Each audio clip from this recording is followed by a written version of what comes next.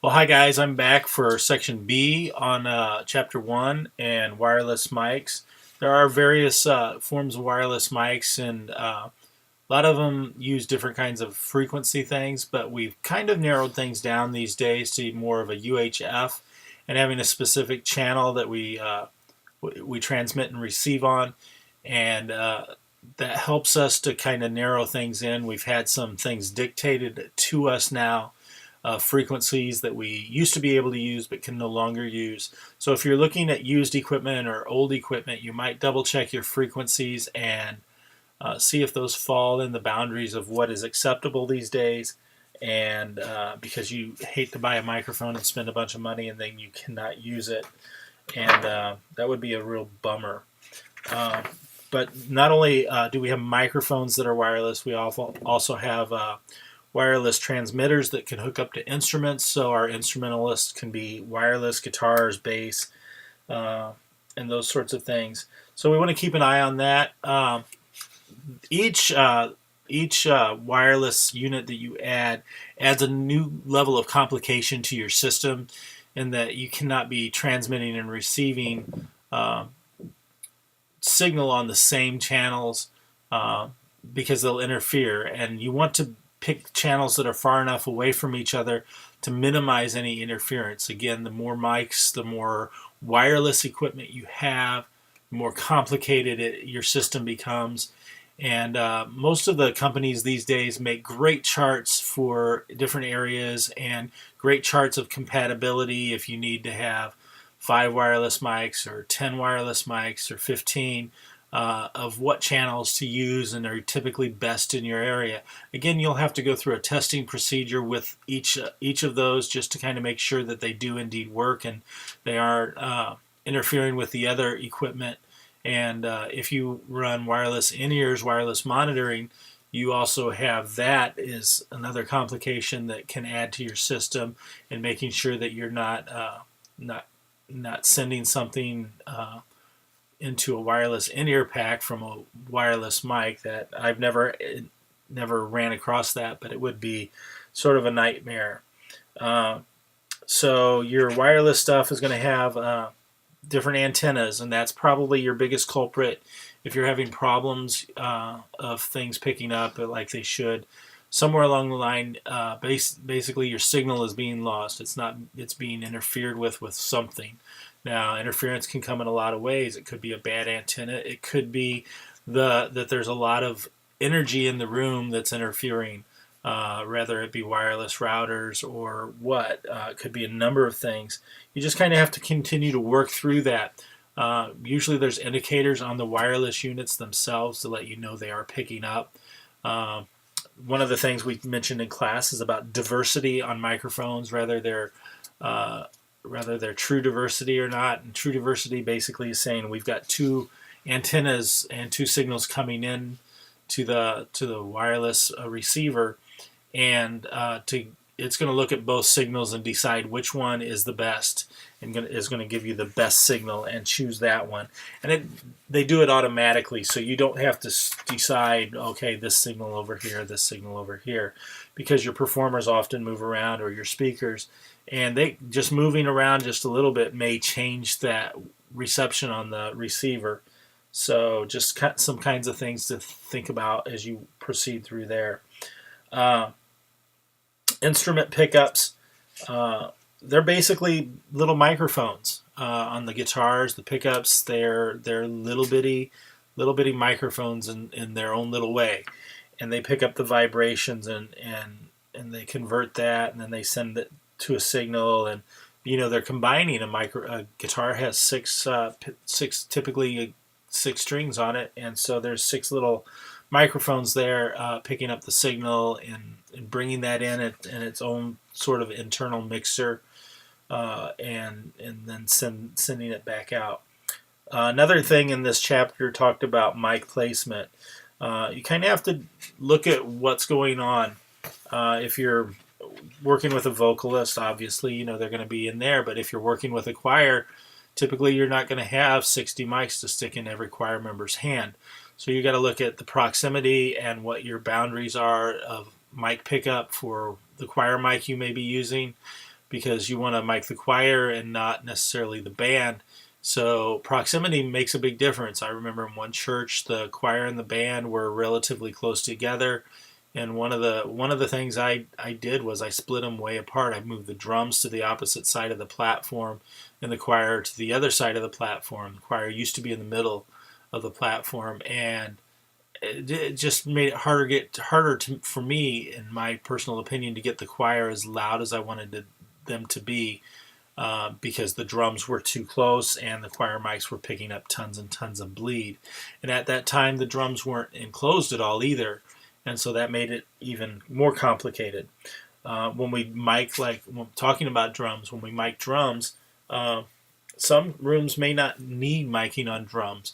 I think drums always sound better when they're mic'd, because I have a better chance of trying to achieve a balance when I have some control over them. Uh, so I like, if I have one mic, I'm going to mic the kick drum. If I have two mics, I'm going to mic the kick drum and the snare drum. If I have three mics, I'm going to mic the kick, snare, and probably an overhead. And then it varies from there, what my choices might be. And so just consider those things. When you're placing a mic, if you're placing a mic on a guitar cabinet or in some other way, it's always kind of a good idea to go up and stand where you're going to put the microphone. Put your head and your ear at that level and that direction, and see what your ear hears there. There may be something kind of weird happening there, or it may be just really, really nice. Your ears are your main judge of what you're doing. And so if you're not listening well and you're not listening close, you're probably not necessarily going to get great mic placement. Uh, Usually we also like close miking on drums just because they're loud, and we want to try to have as much rejection of everything we don't want in the microphone. So we typically like close miking for drums. So that's some consideration. Although on the overheads, when we're trying to brighten up and get some of that sizzle from the cymbals, those overheads typically are higher up and further away from the drums. They're a proximity thing. We kind of want everything in there, but we're going to focus those more probably on the cymbal sounds and getting great sound there. Other things to think about in that chapter on pages 26 and are just some things covered on horns, organs, how you would mic some of those things, some things to consider. Direct box, moving onward, is short for direct injection, and that's basically converting an unbalanced signal to a balanced signal, and it helps eliminate a lot of ground noises that can sneak into our system. And in fact, most DI boxes will have a ground switch on them to help eliminate a hum or a buzz that may be creeping through the system. And usually by flipping that system, if you've isolated it to a 1/4 inch input of some kind that's being converted, usually if you flip the ground switch, a lot of times you can eliminate that. Sometimes it may be just a bad cable, and you have to do some wood shedding on those issues to try and find them.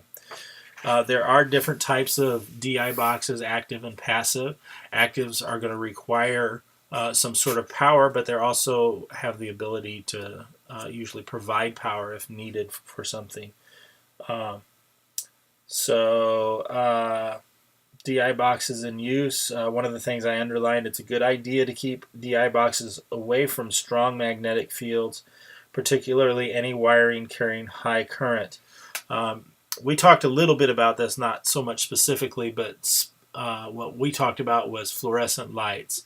Fluorescent lights typically give off a buzz. They're not friendly to sound systems. And one of the weird things that's happening is all these conversions over to fluorescent light bulbs, it being an incandescent lighting plugs, a traditional light bulb. Now they make a fluorescent bulb that will fit in that. And I have a few of those in my studio. Actually, all the ones that you really can't see. You can see a couple of them back in the studio, the second part of my studio back there. And I'm actually not sure that those are Yep, they are. They are fluorescent. And so far, I haven't really noticed an overall increase in buzz or problems in my studio. But that would be one of the culprits I would want to check if I were having issues. Uh, so we have different kinds of splitters as well. Uh, Splitters are where we take the same signal and we probably want to send it to two different sources. Like we might be sending it to out to a TV broadcast mixer, and then also to the in-house mixer, the front of house guy, and maybe also even the main stage monitor mix guy. So you may have three large consoles being run at one time, and they all want that same signal. So we go through a mic splitter, um, and that signal is kept the same, and that same source is sent to all three places. And that way, each of those people can deal with that signal independently, because what it sounds like in the house is typically not anything what it sounds like when it might be for broadcast, and as well as different again for our in-ear monitor mix or our stage monitor mix. So splitting those are a wonderful thing. There is some issues with fan empowering things to consider, but since we typically won't deal a whole lot with that, and this is a basic class, we're not going to get into a whole lot of that. DJ gear, I'm not impressed with a whole lot, although it's definitely had some upgrades over the years since DJing has become more popular. We have a lot more professional inputs, outputs, and things that DJs are now able to use, as opposed to the old standard RCA stuff that is generations old and has been updated with better equipment and stuff. So that's awesome. So that takes care of chapter 1. I will work on chapter 2 videos, maybe even today some more. So I'm hoping these are helping you to get a clearer view of what's going on in the chapters in the book. See you guys soon.